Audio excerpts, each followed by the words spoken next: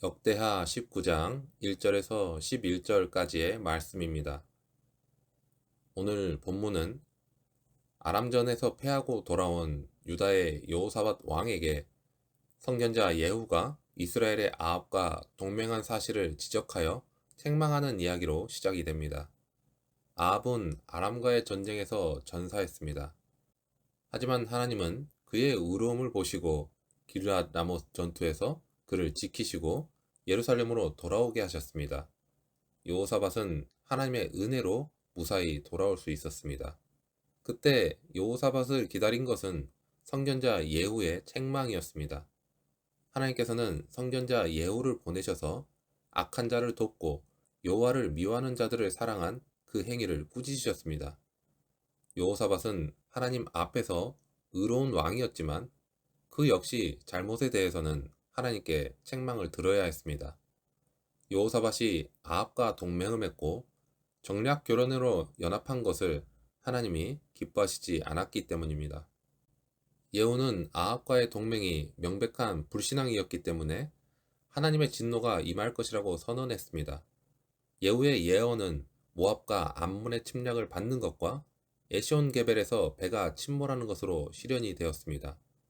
하지만 하나님은 진노만 하신 것이 아니었습니다. 예후는 하나님의 진노뿐만이 아니라 긍휼하심도 전했습니다. 하나님은 여전히 여호사밧의 마음속에 있는 하나님을 향한 마음을 보셨고 그가 전에 아세라상을 제거한 것과 같은 일들을 잊지 않으셨습니다. 여호사밧은 하나님의 징계의 말씀을 들을 때 적지 않게 낭망이 되었을 것입니다. 그렇지만 징계의 말씀과 아울러 전해진 하나님의 위로와 긍휼의 말씀에 새 힘을 낼 수 있었습니다. 인간은 누구나 이렇게 실수를 할 수 있습니다. 하지만 의인이든지 악인이든지 잘못을 범한 경우에 하나님의 책망을 들어야 하는 것은 마찬가지입니다. 하나님은 각 사람의 행위로 판단하시는 분이며 편애를 하시거나 죄를 감싸시는 분이 아니기 때문입니다.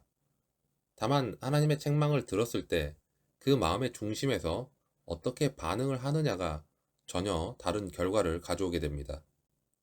여호사밧은 하나님의 말씀을 듣고 이제 2차 종교개혁에 시동을 걸게 됩니다.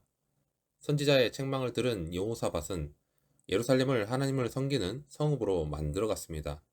특별히 예루살렘의 레위인과 제사장들에게 재판의 권한을 주었습니다.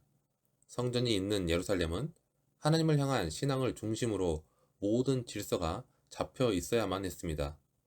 여호사밧은 예루살렘에서 종교적인 권한과 정치적인 권한을 나누어서 신앙의 문제는 대제사장 아마랴가, 정치적인 문제는 유다 지파의 어른 스바랴가 다스리게 했습니다.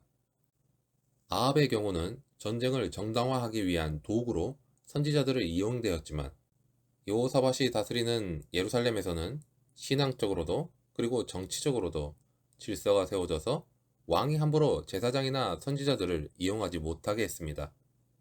여호사밧은 하나님의 책망을 겸손히 받아들여서 다시 허리띠를 동이고 공정한 재판이 행해지게 했고 백성이 하나님의 말씀대로 살아가도록 독려했습니다. 여호사밧은 비록 아합과 함께 전쟁을 수행했지만 선지자의 말씀 앞에서 이렇게 다른 태도를 보였기에 하나님 앞에서 의로운 왕이라는 평가를 받을 수 있었습니다. 우리가 알고 있는 진노와 긍휼은 분명히 정반대의 개념으로 여겨집니다. 누군가를 벌하는 동시에 용서하는 것은 우리가 생각하는 일반적인 기준에서 보았을 때에는 분명히 모순으로 보입니다. 하지만 하나님은 이 두 가지를 동시에 나타내십니다.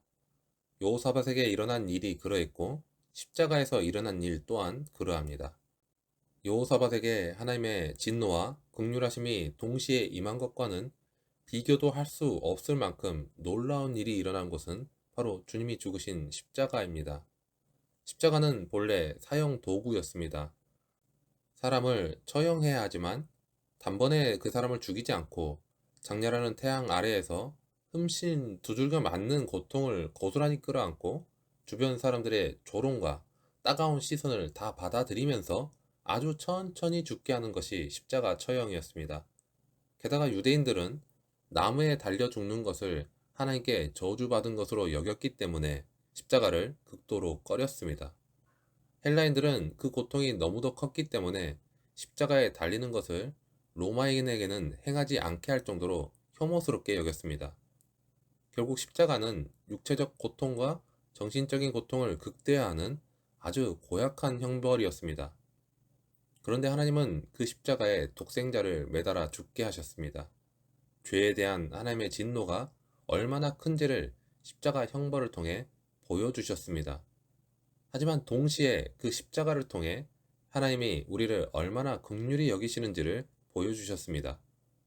우리는 모두 십자가에 매달려야 할 만큼 흉악한 죄인입니다. 그런데 하나님은 우리에게 그 죄를 묻지 않으시고 하나님의 독생자가 십자가에 죽는 것으로 우리의 죄를 탕감하는 긍휼하심을 보여주셨습니다. 이런 지혜와 사랑은 세상 어디에도 존재하지 않습니다. 그래서 오직 구원의 길은 예수 그리스도 안에만 있는 것입니다. 이렇듯이 여호사밧에게 진노와 긍휼을 동시에 베푸신 하나님은 십자가를 통해 우리에게 하나님의 진노와 긍휼하심을 동시에 드러내셨습니다. 여호사밧은 모압과 암몬의 침략을 받기도 하고 배가 파손당하는 일도 겪었습니다. 그런데 우리가 받아야 할 진노는 예수 그리스도께서 온전히 다 담당하셨습니다. 그리고 끝이 없는 사랑으로 우리를 구원하셨습니다. 사랑하는 여러분, 오늘은 특별히 우리가 받은 그 크신 은혜에 내가 합당한 자로 살아가고 있는지, 혹시나 여호사밧과 같이 그릇된 길로 갔다가 다시 돌아온 경우는 없는지, 우리 자신을 말씀으로 돌아보면서 그렇게 하나님의 크신 은혜를 고백하며 나눠보는 시간을 가져보시면 좋겠습니다. 그 안에서 하나님의 크신 은혜가 더욱 충만히 임하기를 바랍니다.